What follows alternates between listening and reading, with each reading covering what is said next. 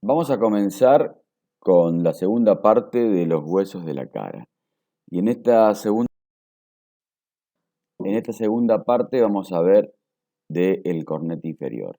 El cornete inferior es un hueso par, asimétrico, situado en la parte inferior de las fosas nasales y se le consideran, para su estudio, dos caras y dos bordes, con un extremo abultado dirigido hacia adelante y un extremo más fino hacia atrás. Ahí lo vemos. Ese es el cornete inferior. Las caras son una cara interna, que es convexa, y una cara externa, cóncava. Los bordes son inferior, libre, y superior, adherente. Veamos la cara interna. La cara interna, que es convexa, presenta el extremo anterior abultado, el extremo posterior, que es afinado, presenta un borde inferior, que es libre, y el borde superior, que es el adherente a los demás huesos, que ya vamos a ver con quién se articula.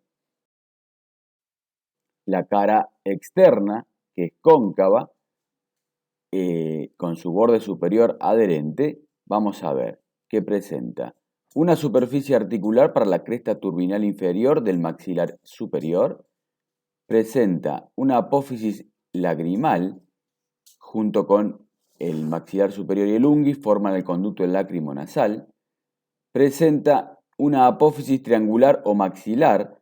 Al articularse con el maxilar superior, cierra en parte al seno maxilar, es decir, al antro de Moro. Y una apófisis etmoidal, que se articula con la apófisis unciforme del etmoides. Y por último, una superficie articular que se va a articular con la cresta turbinal inferior del palatino. Es decir, que en esta cara externa, que era cóncava, y su borde superior, que es libre, va a presentar todas esas superficies articulares para articularse con los huesos que hemos descrito anteriormente.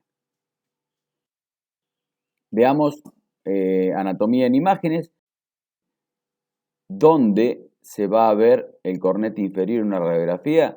Ahí lo vemos. Esas manchitas como blancas que están ahí al lado, dentro de la fosa nasal, la inferior, es el cornete inferior. Ahí lo marca la flecha roja. Muy bien, sigamos con el vómer. El vómer es un hueso impar, simétrico, medio, forma parte de la pared posterior del tabique nasal y es una lámina cuadrilátera que presenta para su estudio dos caras y cuatro bordes. Ahí vemos las dos imágenes, una en verde, ese es el vómer, y el otro en rojo, para que se visualicen dónde está ubicado este hueso. Si está en la parte media, es decir, que forma parte del tabique nasal.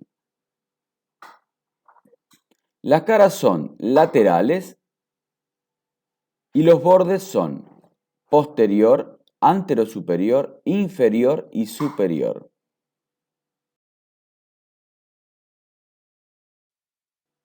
Como dijimos, las caras que eran laterales son planas y presentan surcos que son para el paso de nervios y vasos, es decir, son surcos vasculonerviosos. Los bordes, teníamos un borde inferior articulado con la cara superior de la unión de las dos porciones horizontales del palatino y la apófisis palatina del maxilar superior, un borde posterior que es libre y que separa los orificios posteriores de las fosas nasales, es decir, las coanas, un borde anterosuperior que se articula con el borde posterior inferior de la lámina perpendicular del etmoides y hacia abajo con el cartílago del tabique, y un borde superior. Ese borde superior lo vamos a ver ahora, que tiene esta característica. Este borde superior se divide en las alas del vómer y presenta esas alas y se articulan con la cresta inferior del efenoides, al cual forman el conducto esfenovomeriano, por donde pasa la arteria destinada al cuerpo del efenoides y al cartílago del tabique. Ese borde superior junto con el efenoides forma un tipo de articulación que se denomina esquindilesis.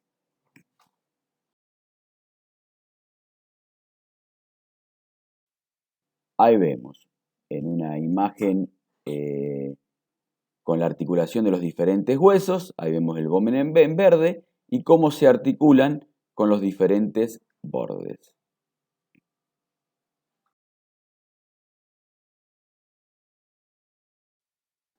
Aquí lo vemos de nuevo y vamos a ver que ahí tenemos el vomer que se va a articular con el etmoides hacia adelante al borde anterosuperior, con el etmoide del cartílago cuadrangular, en el borde superior con el efenoides, en el borde inferior con el palatino, la porción horizontal del palatino y con la apófisis palatina del maxilar superior.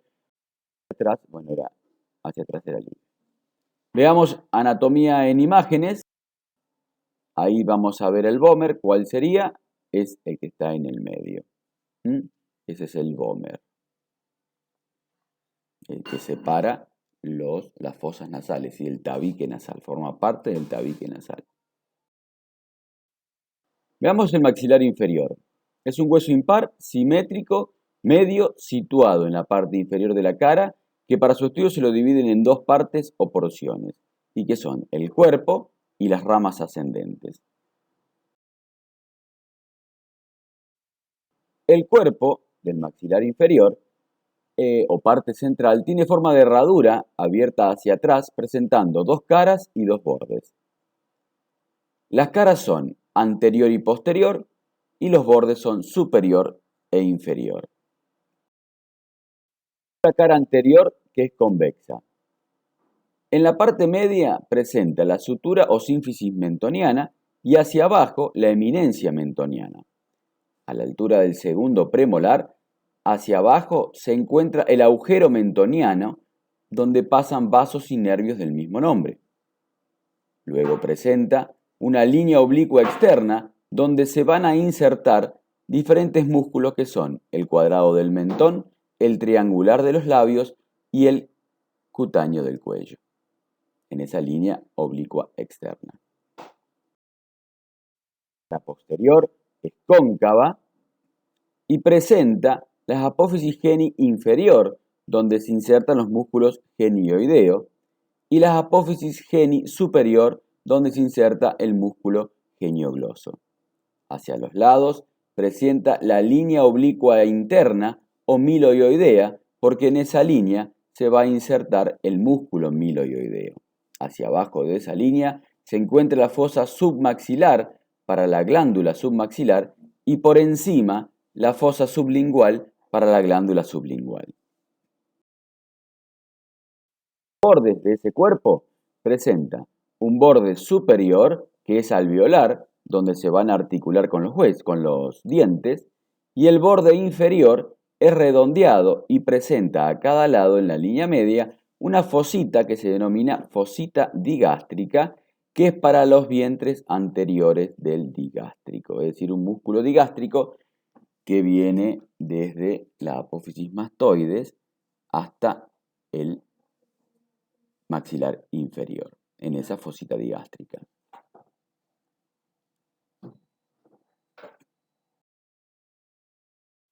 Vamos ahora a las ramas ascendentes o partes laterales del maxilar inferior, que tienen una forma cuadrilátera, presentando cada una de ellas para su estudio dos caras y cuatro bordes. Ahí tenemos, esas son las ramas ascendentes del maxilar inferior. Las caras son externa e interna y los bordes son superior, inferior, anterior o posterior o parotidio, por la relación con la glándula parótida. Veamos la cara externa. Esa cara externa presenta crestas rugosas para la inserción del músculo macetero. La cara interna presenta, cerca del ángulo, crestas rugosas para la inserción del pterigoideo interno. Hacia arriba presenta un canal que se denomina miloioideo, donde pasan vasos y nervios del mismo nombre, es decir, vasos y nervios miloioideos. Hacia atrás de ese canal se presenta el agujero dentario, inferior en este caso, en donde pasan los nervios y vasos dentarios inferiores, que son ramas del trigémino. Adelante de ese agujero presenta una espina, que es la espina de Spix, que es para la inserción del ligamento esfenomaxilar. Bordes. Tenemos un borde posterior que es redondeado y se relaciona con la parótida. Tenemos un borde inferior que se continúa con el borde inferior del cuerpo del maxilar inferior. La unión del borde posterior con el borde inferior se denomina ángulo mandibular o gonion. El borde superior presenta las apófisis coronoides donde se inserta el músculo temporal. Por detrás de esa apófisis coronoide se presenta la escotadura sigmoidea o mandibular por donde pasan nervios y vasos maseterínicos.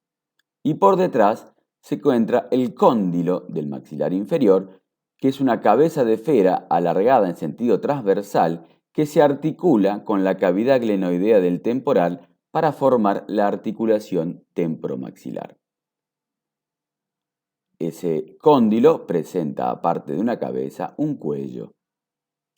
Hacia adelante del cuello se encuentra la fosita subcondilia, que es para la inserción del músculo pterigoideo externo.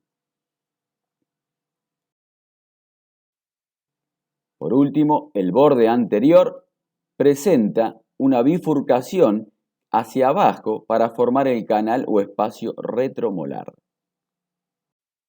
Veamos en anatomía por imágenes cómo se observa este hueso maxilar inferior en una placa simple. Ahí lo vemos. Ahí tenemos el maxilar inferior con el cuerpo y las ramas ascendentes.